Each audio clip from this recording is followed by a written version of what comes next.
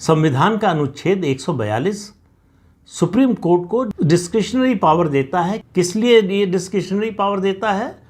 कि अगर कोई अड़चन आ रही है प्रक्रियागत या किसी कानून की वजह से, जिसकी वजह से जो पीड़ित है, जो पिटिशनर है, उसको पूर्ण न्याय नहीं मिल रहा है, तो पूर्ण न्याय देने के लिए इन दोनों अड़चनों को लांघकर सुप्रीम कोर्ट फैसला दे सकता है।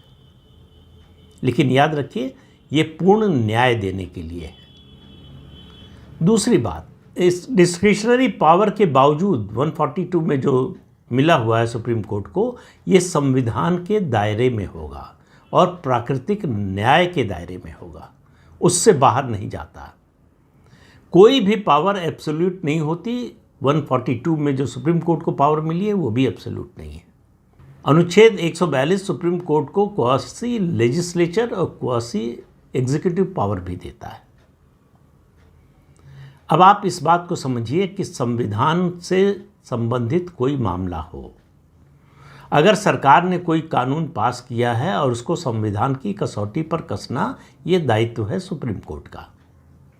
लेकिन ये काम सुप्रीम कोर्ट की संविधान पीठ कर सकती है। यहाँ ये काम खंडपीठ ने किया है। मामला अगर संविधान पीठ के पास गया होता, वहाँ से फैसला होता, तो स्थिति थोड़ी अलग होती। लेकिन यहाँ पर 142 का इस्तेमाल जिस तरह से किया गया है, उपराष्ट्रपति जगदीप धनखड़ ने जो बात कही कि 142 को डेमोक्रेटिक फोर्सेस के खिलाफ न्यूक्लियर मिसाइल की तरह सुप्रीम कोर्ट ने इस्तेमाल किया, ये बहुत बड़ा बयान है। जगदीप धनखड़ एक संवैधानिक पद पर है और वो वकील भी रहे हैं, तो वो जानते हैं कि जो वो कह रहे हैं उसका मतलब क्या है। तो ये अब मामला किसी एक मुद्दे पर अदालत के फैसले का नहीं रह गया। ये सीधी लड़ाई संविधान के जो 3 अंग हैं, जो 3 खंभे हैं, न्यायपालिका, विधायिका और कार्यपालिका, उनके अधिकारों के बंटवारे पर आ गया है।